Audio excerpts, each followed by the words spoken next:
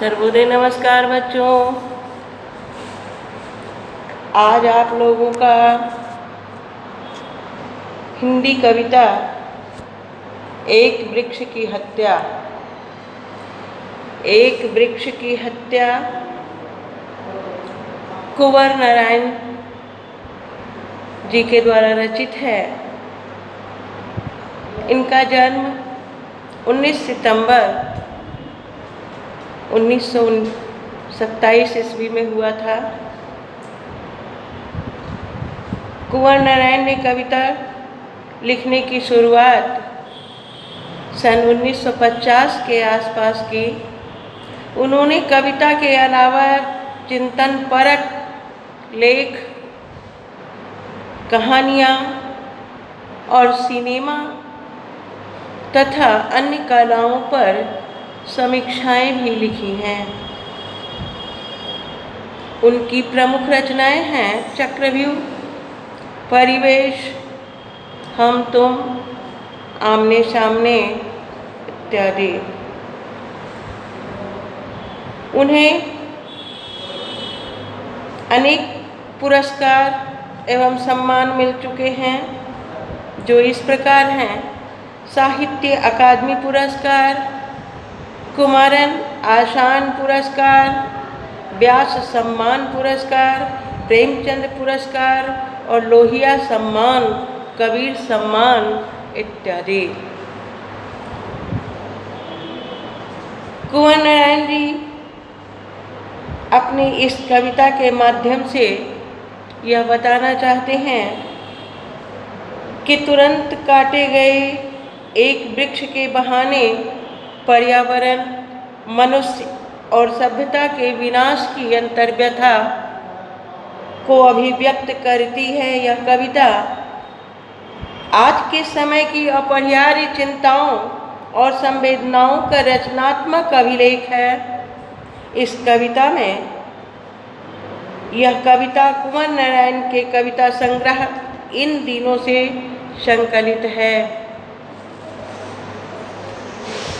कवि के कहने का तात्पर्य यह है कि एक वृक्ष की हत्या अब की बार लौटा तो देखा वह नहीं था वही बूढ़ा चौकीदार वृक्ष, जो हमेशा मिलता था घर के दरवाजे पर तैनात। पुराने चमड़े का बना उसका शरीर, वही सख्त जान, झुर्रियोंदार खुरदुरा तनाव, मैला कुचैला राइफल सी एक सूखी डाल, एक पगड़ी फूल पत्तीदार, पाँवों में फटा पुराना जूता, चर मराता लेकिन अक्षर बलबूता।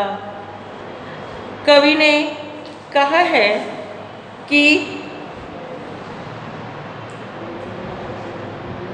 जब वह परदेश से लौटा तो वह क्या देखा कि अपने घर के सामने वाले पुराने पेड़ को नहीं देखा, और कहा कि आखिर वह पेड़ कहाँ गया, क्योंकि जब कभी घर आता था तो वह उस पेड़ को चौकीदार की तरह तैनात पाता था। वह पेड़ अधिक दिनों का होने के कारण अपना हरापन खो चुका था। डालें सूख गई थीं, पत्ते झड़ गए थे, लेकिन पेड़ का ऊपरी भाग फूल पत्तों से युक्त था। पगड़ी के समान प्रतीत हो रहा था। पेड़ पुराना होने के कारण उसका तना खुरदुरा था, लेकिन आंधी तूफान से लड़ते भिड़ते विपरीत परिस्थितियों में भी अपनी शक्ति सामर्थ्य का परिचय देते हुए डटा रहा। तात्पर्य यह है कि विषम परिस्थिति में वह पेड़ निर्भीक होकर बहादुर की तरह एक समान खड़ा रहता था। कहने का तात्पर्य यह है कि जिस प्रकार कोई चौकीदार अपने दायित्व का निर्वाह करने को सदैव तत्पर रहता है, उसी प्रकार वह वृक्ष भी हर मौसम तथा हर परिस्थिति में खड़ा अपनी छाया प्रदान करता था। कवि यह स्वीकार करता है कि यद्यपि पेड़ समय की मार सहते सहते जर्जर हो गया था, फिर भी उसकी संवेदना वैसी ही थी जैसी कभी और रही होगी। अतः कवि पेड़ के माध्यम से मनुष्य एवं सभ्यता के विनाश के प्रति गहरी संवेदना प्रकट की है और कहा कि धूप बारिश में, गर्मी में, सर्दी में हमेशा चौकन्ना अपनी खाकी वर्दी में दूर से ललकारता कौन। मैं जवाब देता दोस्त और पल भर को बैठ जाता। दरअसल शुरू से ही था हमारे अंदेशों में कहीं एक जानी दुश्मन। कवि कहते हैं कि धूप में, गर्मी में, सर्दी में, बरसात में हमेशा चौकीदार की तरह खाकी वर्दी में अर्थात छाल के नष्ट होने के कारण हल्के पीले रंग का दिखाई पड़ता था। कवि के कहने का तात्पर्य यह है कि जब वह पेड़ के समीप पहुंचता था तो दूर से ही वह चौकीदार के समान सावधान करना प्रतीत होता था। वह पूछता था कि कौन, तो मैं अपने को दोस्त, उसका दोस्त समझकर उसे जवाब देता था, तुम्हारा दोस्त। और छाया में बैठकर सोचने लगता था कि अपने को उसका दोस्त कहते हुए बहुत अच्छा लग रहा है। कहीं संवेदनहीन मानव स्वार्थ पूर्ति के लिए इसे काट न दे।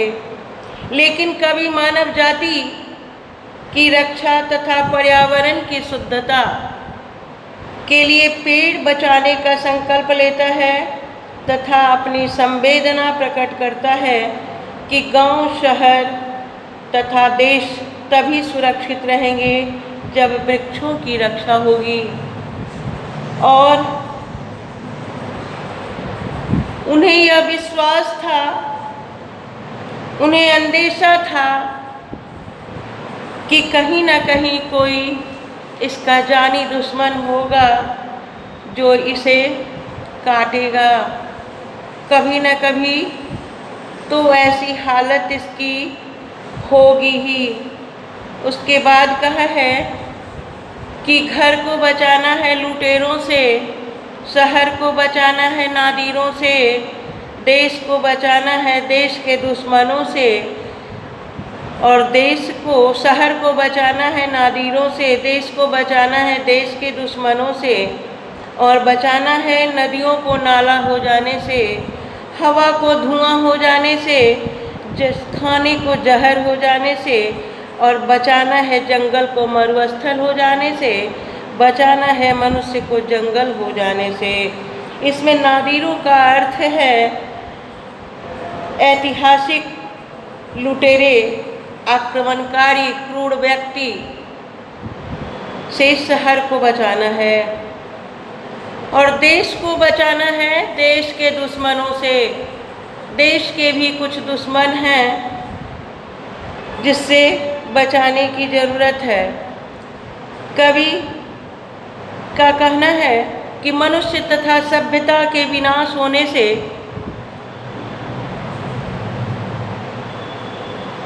वह प्रदूषित वातावरण से उत्पन्न विभिन्न समस्याओं से निजात पाने का प्रयास करेंगे। नदियों को सूखने से, हवा को अति गर्म होने से तथा भोज्य पदार्थ को दूषित होने से बचाने के लिए पेड़ पौधों की रक्षा करनी होगी। तात्पर्य यह है कि प्रकृति की रक्षा किए बिना जीवन की सुरक्षा संभव नहीं है। प्रकृति ही मानव की असली जननी है। इसी की गोद में पलकर मानव विकास करता है, अर्थात इसी का अन्न जल खाकर पीकर स्वस्थ रहता है। इसलिए कवि चाहता है कि पेड़ पौधों की रक्षा हो ताकि पर्यावरण शुद्ध रहे, नहीं तो मानव जीवन के अंत के साथ सभ्यता का अंत होना निश्चित है। कवि का कहना है कि मानव सभ्यता का इस प्रकार अंत हो जाएगा, इसलिए कवि प्रकृति के प्रति अपनी संवेदना प्रकट करता है कि मानव सभ्यता की रक्षा के लिए जंगलों की रक्षा आवश्यक है ताकि धरती मरुस्थल न बने, और सभ्यता के जंगल बनने से बचाने के लिए काव्य द्वारा मानव में पेड़ पौधे के प्रति संवेदना भाव भरने का प्रयास करता है। वह कहता है कि पेड़ पौधे हमारे सच्चे मित्र एवं जीवन हैं, इसलिए इन सब को बचाने का कार्य करना है जिससे मानव जीवन बचा रहे। ये था आप लोगों का एक वृक्ष की हत्या होने से क्या क्या होता है, अभी आप लोगों ने सुन लिया। अब आप लोगों का क्वेश्चन है, कवि को वृक्ष बूढ़ा चौकीदार क्यों लगता है? तो कवि ने कहा कवि को वृक्ष बूढ़ा चौकीदार की तरह लगता है क्योंकि वह हर क्षण सीना ताने दरवाजे पर तैनात रहता था।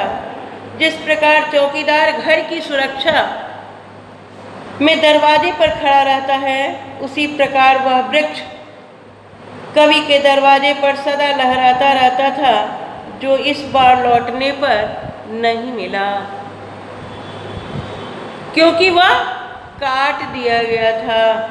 क्वेश्चन नंबर 2, वृक्ष और कवि में क्या संवाद होता था? कवि का कहना है कि वृक्ष और कवि में हमेशा यही संवाद होता था कि वृक्ष एक चौकीदार की भांति दूर से ही पूछता था कि तुम कौन हो। कवि एक मित्र के रूप में अपना परिचय देता था। तात्पर्य यह है कि मानव एवं पेड़ में अन्योन्याश्रय संबंध है। मानव प्रेम पेड़ की रक्षा करता है तो पेड़ ऑक्सीजन छोड़कर कवि को दूर से ही इसलिए सावधान करता है कि मेरे बिना तुम्हारा अस्तित्व कायम नहीं रह सकता है। कवि अपने को दोस्त बताकर उसे आश्वस्त करता है कि हम तुम्हारे रक्षक हैं। इस प्रकार वृक्ष एवं कवि में हित अनिहित का संवाद होता है। क्वेश्चन नंबर 3 है कि कविता का समापन करते हुए कवि अपने किन अंदेशों का जिक्र करता है और क्यों? कवि ने कहा है कि यह अंदेशा बना रहता है कि यदि इसी प्रकार वृक्ष की कटाई होती रही तो वह दिन दूर नहीं जब वर्षा के अभाव में नदियां सूख जाएंगी, धरती बंजर हो जाएगी तथा वायुमंडल इतना गर्म हो जाएगा कि धरती जीव जंतुओं से रहित हो जाएगी। तात्पर्य यह है कि जब पेड़ नहीं रहेंगे तो कार्बन की मात्रा बढ़ जाएगी, क्योंकि पेड़ पौधे स्वयं कार्बन ग्रहण करके ऑक्सीजन छोड़ते हैं। अर्थात इन दोनों की असमानता के कारण पर्यावरण असंतुलित हो जाएगा। फलतः लोग प्राकृतिक प्रकोप और घातक रोगों के शिकार हो जाएंगे। क्वेश्चन नंबर 5 है कि कविता की प्रासंगिकता पर विचार करते हुए एक टिप्पणी लिखें।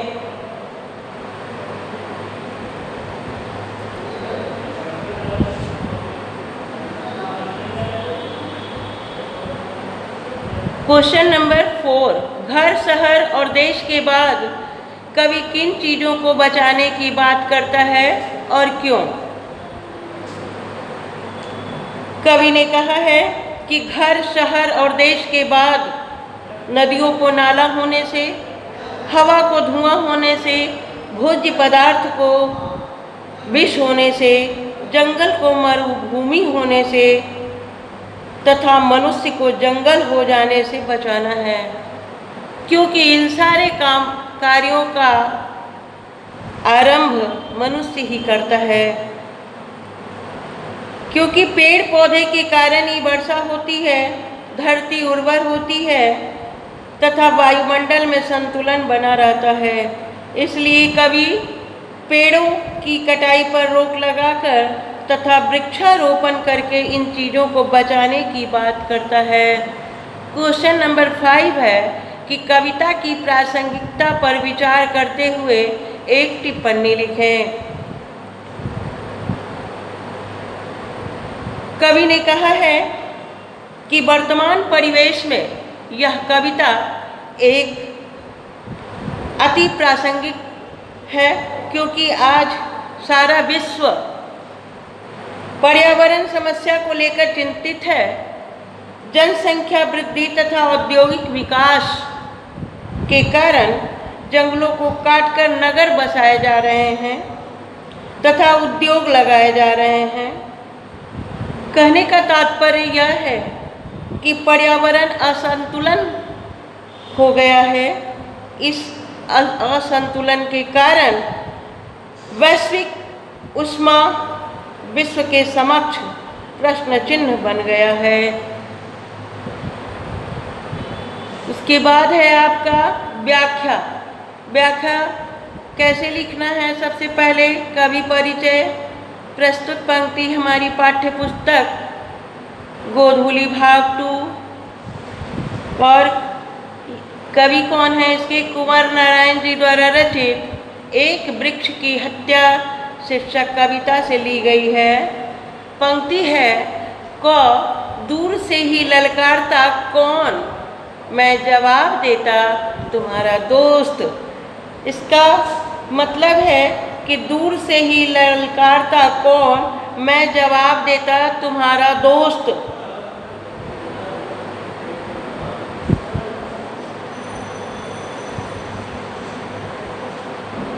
इस पंक्ति के माध्यम से कवि का कहना है कि जब मैं प्रदेश से अपने घर आता था तो वह पूछता था कि तुम कौन? तो मैं एक मित्र के रूप में अपना परिचय देता था और कहता था तुम्हारा दोस्त। तात्पर्य यह है कि मानव एवं वृक्ष में अन्योन्याश्रय संबंध है। मानव पेड़ की रक्षा करता है तो पेड़ ऑक्सीजन छोड़कर कवि को दूर से ही इसलिए सावधान करता है कि मेरे बिना तुम्हारा अस्तित्व कायम नहीं रहेगा, क्योंकि वह जानता है कि मेरे द्वारा ही मनुष्य की रक्षा हो रही है। इस प्रकार वृक्ष एवं कवि में हित अनहित का संवाद होता है। ख है, बचाना है जंगल को मरुस्थल हो जाने से, बचाना है मनुष्य को जंगल हो जाने से। इसका मतलब है बचाना है घर, शहर के बाद कवि का कहना है कि नदियों को नाला होने से बचाना है, हवा को धुआं होने से, भोज्य पदार्थ को विष हो जाने से, जंगल को मरुभूमि हो जाने से बचाना है। क्योंकि क्योंकि पेड़ पौधे के कारण ही वर्षा होती है, धरती उर्वर रहती है तथा वायुमंडल में संतुलन बना रहता है। यदि पेड़ पौधे नहीं रहेंगे तो ऑक्सीजन के अभाव में मानव सभ्यता का विनाश हो जाएगा। इसलिए कवि का कहना है कि पेड़ की कटाई पर रोक लगे और वृक्षारोपण करके इन सब की जान बचाई जाए। उसके बाद क्वेश्चन नंबर 7 है, कविता की शीर्षक की सार्थकता स्पष्ट कीजिए। क्वेश्चन नंबर 7, कविता के शीर्षक की सार्थकता। कविता की शीर्षक की सार्थकता स्पष्ट करते हुए कवि ने कहा है कि प्रस्तुत कविता का शीर्षक एक वृक्ष की हत्या विषय वस्तु के अनुकूल है, क्योंकि यह कविता काटे गए वृक्ष के बहाने पर्यावरण, मनुष्य और सभ्यता के विनाश की अंतर्व्यथा को अभिव्यक्त करती है तथा सभी मानव जाति को यह संदेश देती है कि यदि वृक्ष की रक्षा नहीं की गई तो पर्यावरण असंतुलित होकर मानव सभ्यता का नामो निशान मिटा देगा। अतएव मनुष्य को अपनी संवेदना से काम लेने का प्रयास करना चाहिए, क्योंकि पेड़ हमारे प्राण के आधार हैं। क्वेश्चन नंबर 8 है, इस कविता में एक रूपक की रचना हुई है। रूपक क्या है और यहाँ उसका क्या स्वरूप है, स्पष्ट करें। इस कविता के माध्यम से कवि ने कहा है कि वृक्ष एक रूपक की तरह है। दरवाजे के सामने खड़ा वृक्ष पर एक चौकीदार का आरोप लगाया गया है और उपमेय के अंग सहित जब उपमान के अंग का आरोप होता है तब वह रूपक होता है। यहाँ उपमेय वृक्ष पर उपमान चौकीदार का आरोप है। उपमा और उपमेय, चौकीदार से उसकी उपमा की गई है वृक्ष की। तात्पर्य यह है कि जिस तरह चौकीदार दरवाजे पर तैनात रहता है उसी प्रकार वह वृक्ष भी तैनात रहता था। इसका मतलब क्या? रूपक और उपमा उपमेय, इसका मतलब यही हुआ कि चौकीदार की तरह चौकीदार से उस वृक्ष की तुलना की गई, उसी प्रकार वह वृक्ष भी चौकीदार की तरह खड़ा रहता था। चौकीदार की वर्दी खाकी रंग की होती है तथा सिर पर पगड़ी होती है। उसी प्रकार छाल विहीन उस पेड़ के तना का रंग खाकी है। वृक्ष का स्वरूप बताकर मानवीकरण किया गया है तथा वृक्ष के महत्व को प्रतिपादित करके अपनी संवेदना का परिचय दिया गया है। ये था आप लोगों का एक वृक्ष की हत्या शीर्षक कविता का सारांश, उसका अर्थ और क्वेश्चन आंसर। आप लोग इसको अपने कॉपी पे लिखिएगा और याद भी कीजिएगा। सर्वोदय नमस्कार बच्चों।